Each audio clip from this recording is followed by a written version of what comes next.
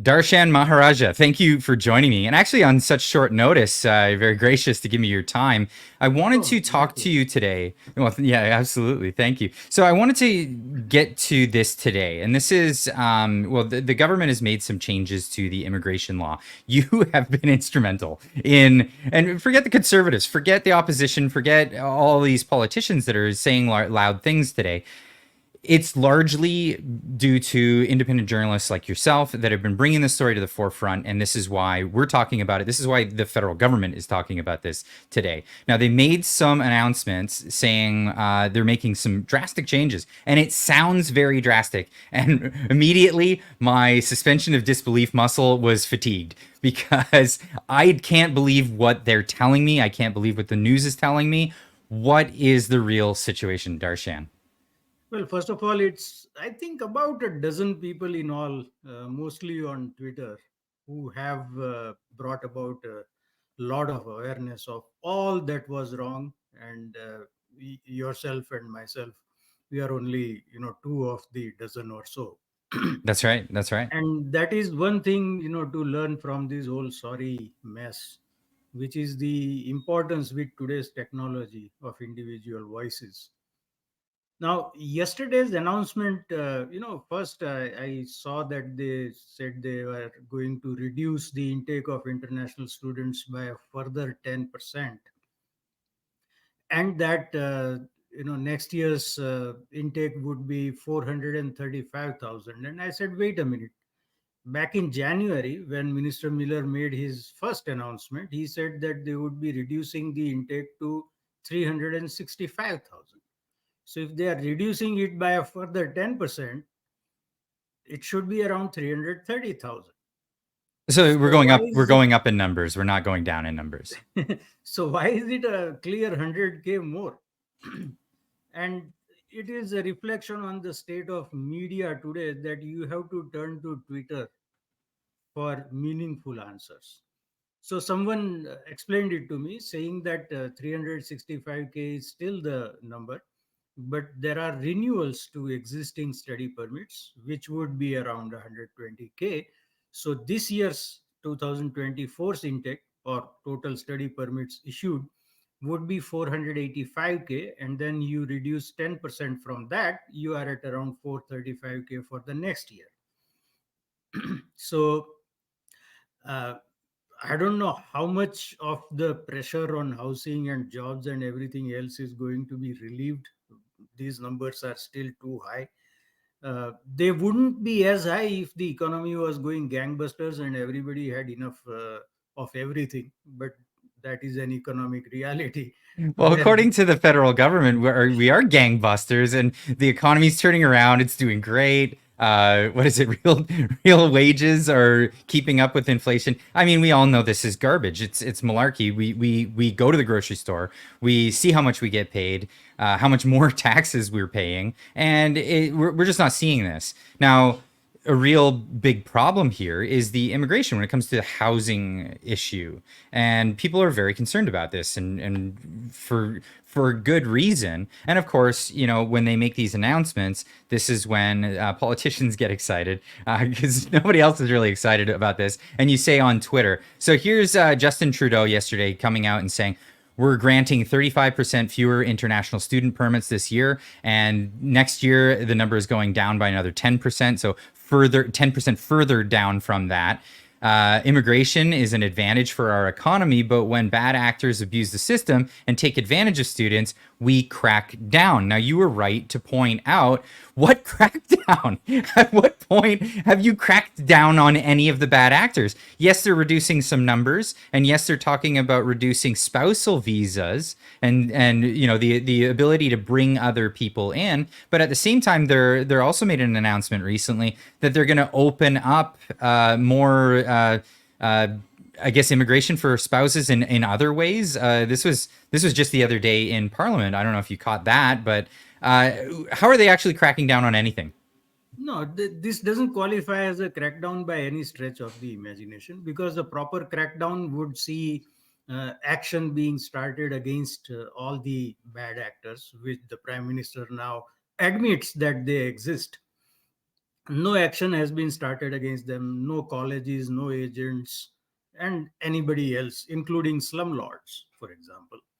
Right? No action Right. has been started at any level of government against any of the bad actors. So that claim is completely bogus. Let me say this.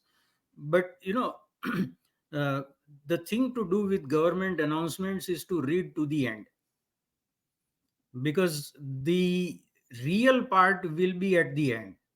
It'll, by Okay. the time you think you have understood what they are trying to tell you, uh, and your mind switches off or you are not as attentive, is when the real part comes. So here is the real part.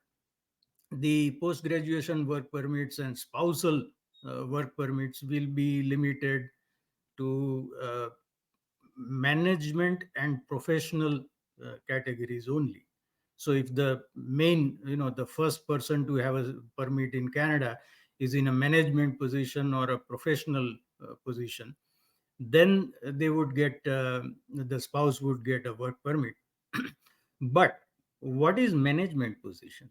I mean, is it going by the Uh-huh. organization's hierarchy, the organization chart, or is it going by the codes that the government uses to classify management positions? That is number one. Number two, in the end, it says that or other sectors where there are persistent labor shortages. Now, that opens it to pretty much every category, right? So, if you ask businesses in Canada whether there are labor shortages, it's like asking a barber whether you need a haircut. There will always be. And luckily, I don't have to ask the barber, so I can think through this, which is that, the areas where there are labor shortages, like, construction has seen a decline in employment, and there are Mhm. still labor shortages. So, what is going on there? Nobody tries to unpack all those things. And then there is another stream that I tweeted about on Monday, which is called the innovation stream.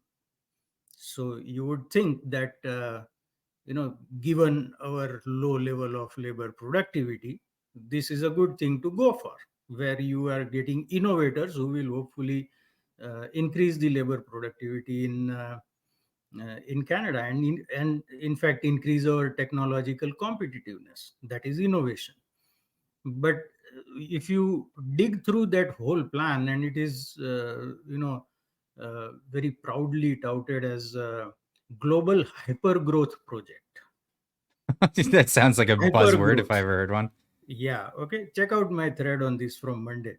Global hyper growth project.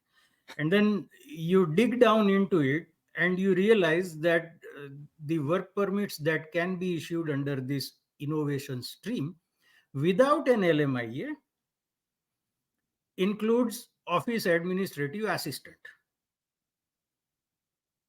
So So, just anybody.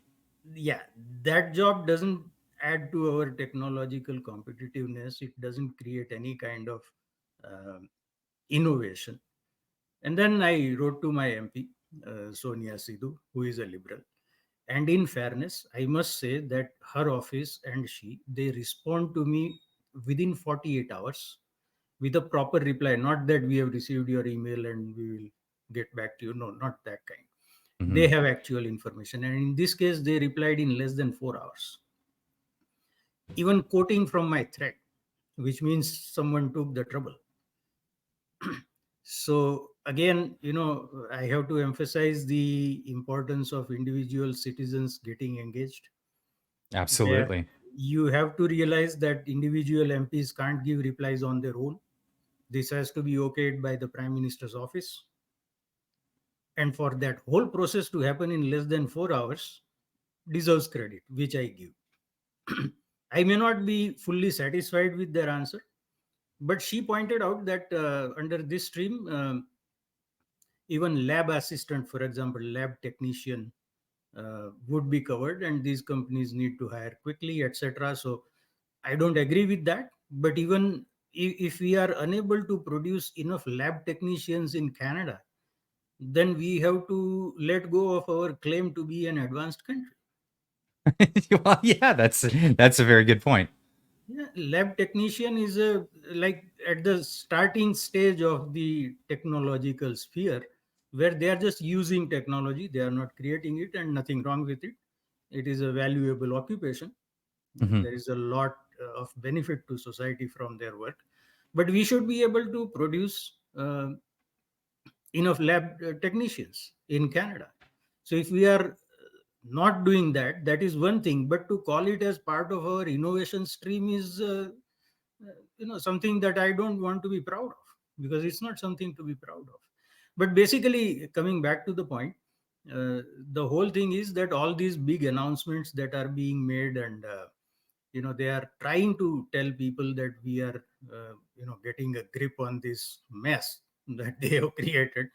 But Well, that's one thing that I want to. They actually admitted that it was a problem, which is something that they have not done. Now they want to say that they knew about this and they were keen or savvy to it for all this time, which you and I both know they were not. And if anything, they were allowing for people to scam off this system and be the beneficiaries of that scam.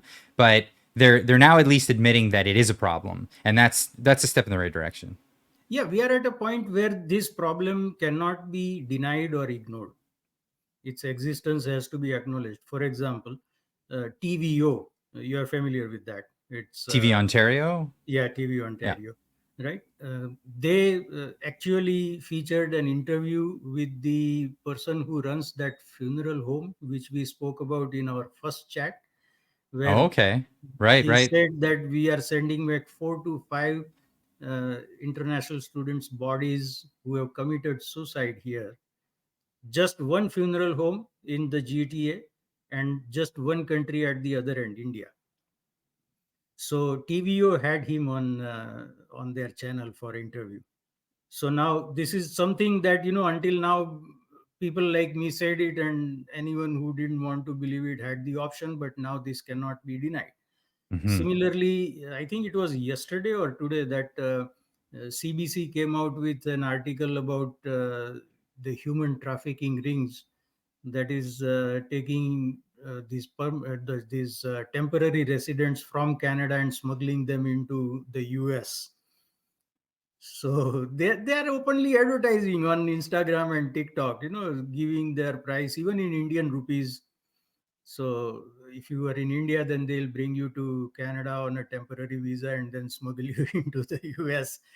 So this, as I'm saying, this is a reality that cannot be ignored or denied now, which is why the government is now making a big show of, bringing this or that improvement. But those are not real improvements in my assessment. So it's a political game, and they just want to look better. Yes, essentially that. Basically, they want to go into the election whenever it happens with the claim that they listened to the people and then they took steps. Oh man. Well, I wish we had an opposition that actually brought this up. It's a touchy subject, and a lot of people are afraid to talk about it. So I want to thank you for having the courage to talk about it, being one of the few out there at the precipice when it was largely an unpopular thing to talk about. You were out there, blowing the horn and telling everybody what's happening. So I want to thank you again for all the efforts that you've been doing. Darshan Maharaja, and of course, all the links to where to find you will be in the description down below. Thank you again. Thank you, Clive.